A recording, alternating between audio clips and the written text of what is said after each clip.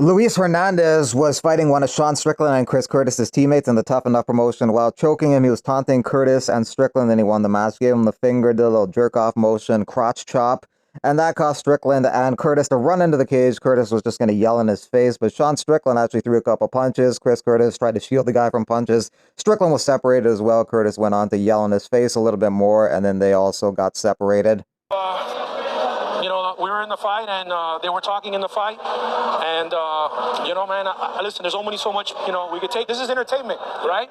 So he said some things, and then I said some things back, and I guess he didn't like what I said back. Man. What said to you? Well, he was talking shit. He was saying I was tired. He was making fun of me. I think he called me fat. Okay. I don't like take that lightly. Me, he said, "Fuck you, Sean Strickland." And then he punched you. Yeah, he punched me. He did, but I'm still standing, still smiling. Ilya Topuria opens as a minus 600 favorite versus Paddy Pimblett in a potential fight with Pimblett, who is a plus 450 underdog. Many people would pick Topuria to win by knockout in that one, but I mean, who knows? Maybe Paddy can take those shots. It seems like Topuria can knock out anybody, but some guys just don't go out. He fought Josh Emmett for 25 minutes, and Emmett lasted the full 5 rounds, so who knows? Can Paddy absorb those shots?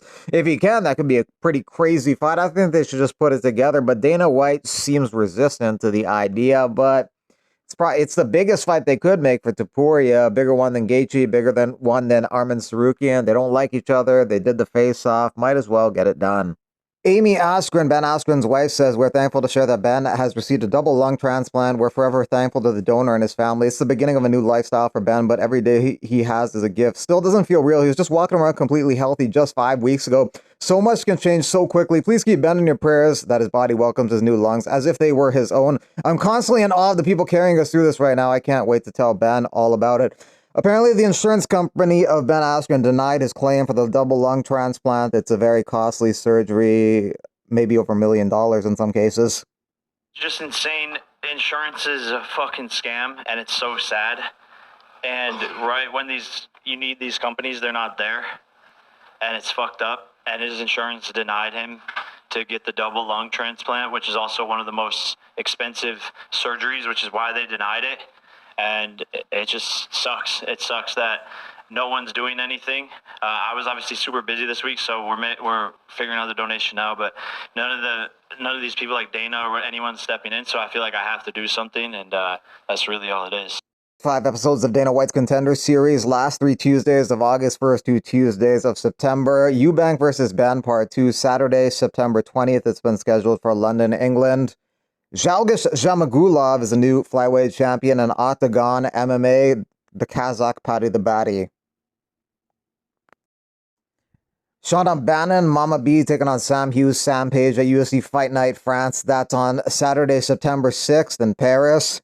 Sean Bannon's coming off a victory over Pooja Tomar. Almost got knocked out, but then a few seconds later armbarred her. And Sam Hughes is coming off a split decision win over Stephanie Luciano. That card is headlined by Imavov versus Bahayo, 5 5-minute rounds for a chance at the welterweight title, taking on the winner DDP versus Hamzat Chimaev. Also, Balaji Oki versus Mason Jones in a lightweight contest. In the welterweight division, Renat Fakhreddinov versus Andreas Gustafsson, and a 205 contest between Umar Sy and Brendan Ribeiro. Last week, I kind of thought, man, I've had the same vehicle since 2018, driving Raptors over and over. So I changed the car. I thought, okay, be cool to get a different vehicle. I get back from UFC 317. I'm going up and down looking for my car. Granted, I've had this car for 4 days.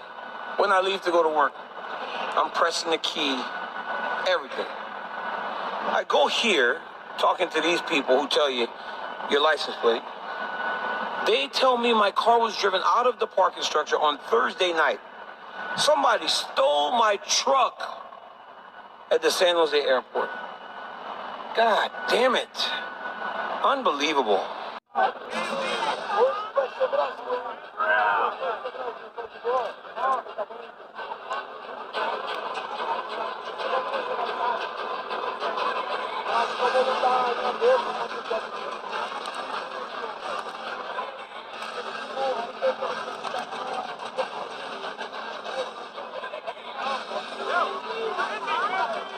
Alvin Hines lost for the first time in his MMA career over the weekend against Jonata Deniz. He started his amateur career in 2011, but he didn't fight for 11 years. In between that time, in 2018, he was arrested for an armed robbery. But 4 years later, he came back to MMA. 3 years later, he made it to UFC, taking that short notice fight against Jonata Deniz. Dropped the first 2 rounds. Deniz was way better, but Alvin Hines was really tough. He weathered the storm. And in round 3, Deniz was tired, and Alvin did it better at that point. But it was too little too late. He lost a decision in that one.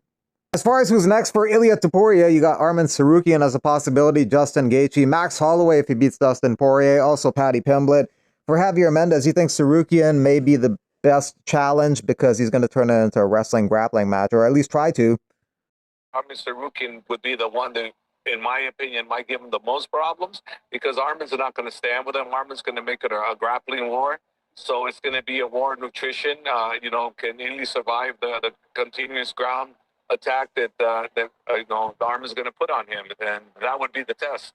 Can you do that? I don't know. Maybe he can. I mean, look what he did to Charles.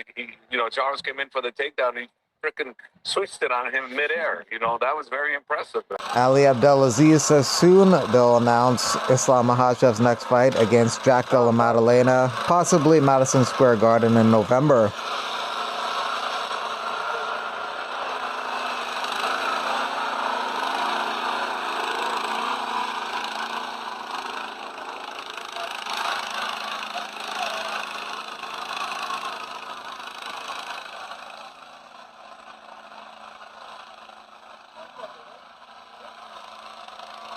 Colby Covington says he has interest in fighting Paddy Pimblett. They're not even in the same weight class. Paddy would definitely not take that fight. He's right there, close to a title shot. The champion is calling him out, so there'd be no point. Are you done in the UFC? No, I'm not done in the UFC. I still have some unfinished business, but I want big fights, high level, first ballot Hall of Famer type fights, legacy fights. So if they're not able to do that, then I will transfer over. Against who would you want to fight next? I mean, I think the Paddy Pimblett fight's interesting. He's got a little bit of name right now, but only because he's got, an English accent and a bowl cut. Otherwise, the guy's just... You want to fight him because he's smaller. It's an easy fight? No, he's actually bigger than me. He's a weight bully. Yeah, he cuts a lot of weight. But he's like a taller guy and stuff? He's like a taller guy, same height, a little bigger in earth. Wouldn't you be more used to weighing more? I would be a little bit used to weighing more because he's one weight class down, but he cuts more weight, so... He's like a 200-pound guy cutting to 155, cutting 45 pounds, And you cut weight as well or no? Only like 10 pounds. I'm a 170-pounder. I cut like 10 pounds to get to 170. So why don't you fight in like the 120-pound division and you'll have a super advantage? Yeah, I would have the weight bully advantage, but I'm not a weight bully. I don't want to bully people around. Alternatively, why don't you become heavier so you can compete in the unified championship? I never thought about that before. That's a great piece of advice. Thank you. See, that's what I need. Why didn't I think of that before? I don't know. Nobody mentioned it. Jeez, thank you. I appreciate you. I don't know why people haven't thought of that because then if they do that fight, the unified one, then everybody's going to know that they're the best one. That's so true. Wow. I never really thought about it like that. Thank